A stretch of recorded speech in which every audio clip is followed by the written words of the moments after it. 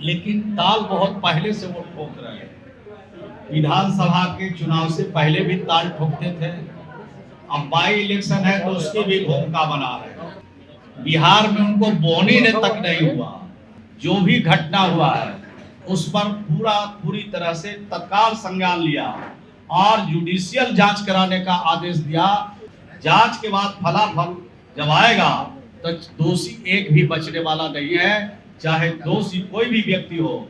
हमारे राष्ट्रीय अध्यक्ष और हम लोग के सम्मान नेता आदरणीय नीतीश कुमार जी के दिशा निर्देश से ही ये कार्यक्रम चल रहा है और समय समय पर इस कार्यक्रम की गति को, इस कार्यक्रम में क्या हो रहा है, हमारे मिनिस्टर हमारे द्वारा दिए गए निर्देश का पालन कर रहे हैं कि नहीं, ये समय समय पर चेकिंग करते रहते हैं तो हम लोग का भी हौसला बुलंद होता है। इसलिए अपने नेता के प्रति आभार प्रकट करते हैं कि उनके द्वारा दिए गए निर्देश का हम लोग अच्छा सा पालन कर रहे हैं और जो भी हमारे कार्यकर्ता राज्य भर से समस्या को लेके आते हैं उनके लिए संबंधित अधिकारियों से बातचीत करते हैं और जब बात होती है तो उनके समस्या का हल नहीं निकल जाता। सर एक सवाल है, बाकी चुनाव की घोषणा हो चुकी है और प्रशांत किशोर भी अब चुनाव लड़ने की तैयारी में, घोषणा हो गई। देखिए, जब चुनाव होगा तो हर पॉलिटिकल पार्टी चुनाव लड़ते हैं, उसमें क्या दिक्कत है, लड़ेंगे लोग। लेकिन ताल बहुत पहले से वो ठोक रहे हैं। विधानसभा के चुनाव से पहले भी ताल ठोकते थे। अब बाई इलेक्शन है तो उसकी भी भूमिका बना रहे हैं और विधानसभा के चुनाव में बिहार की जनता ने उनको पूरी तरह से खारिज कर दिया। बिहार में उनको बोनी ने तक नहीं हुआ।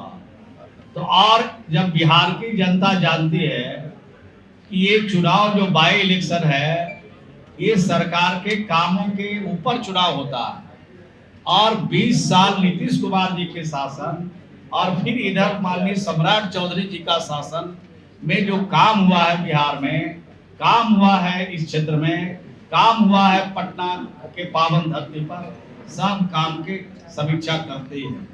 ये 20 साल और सम्राट चौधरी जी के शासन में और नीतीश कुमार जी के शासन में कोई घर नहीं बचा है, कोई बिरादरी नहीं बची है, कोई मजहब नहीं बचा है, कोई टोला नहीं बचा है, कोई मोहल्ला नहीं बचा है जहां हम लोगों ने काम नहीं किया है। सबका काम किया है, सबका विश्वास जीता है और जो चुनाव होने वाला है बाई इलेक्शन वो भी हम लोग हंसते हंसते जीतेंगे और यहाँ के क्षेत्र की जनता का पूरा आशीर्वाद मिलेगा। कांग्रेस से ये सब है तो सब प्रशांत किशोर को सपोर्ट कर रही है, आखिर कैसा है गठबंधन होगा, महागठबंधन? लोढ़ा से खरियान नहीं भरता है।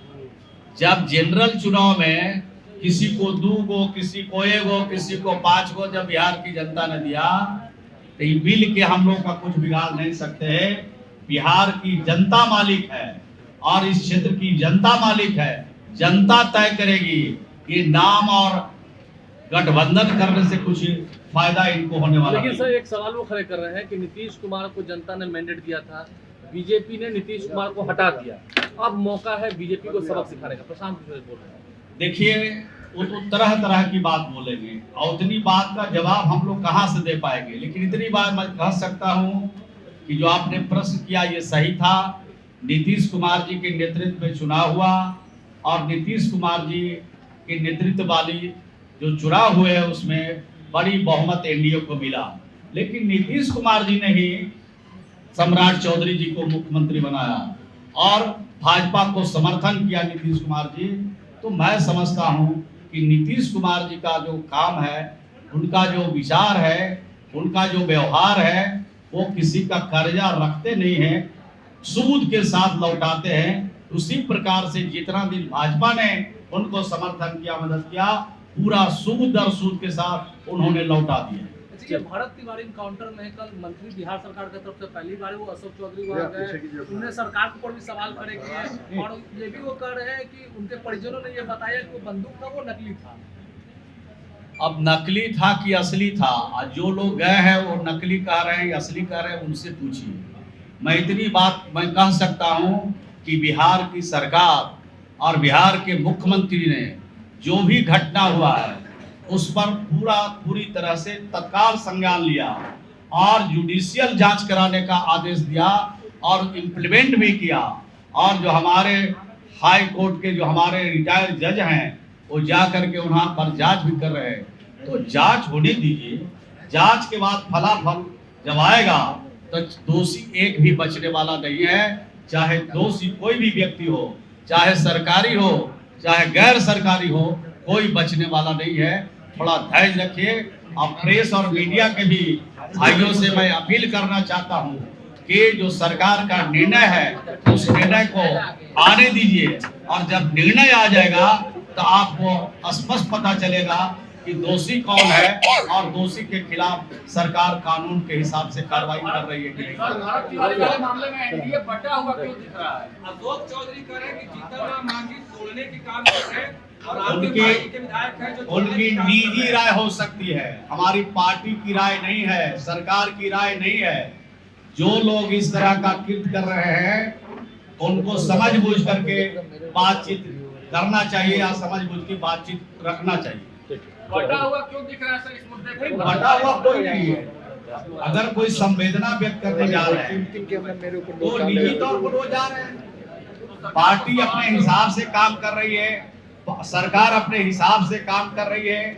किसी भी घटना दुर्घटना में जो लोग सम्मिलित होंगे किसी भी कीमत पर न नीतीश कुमार के शासन में बचे हैं और न सम्राट चौधरी के शासन में बचेंगे।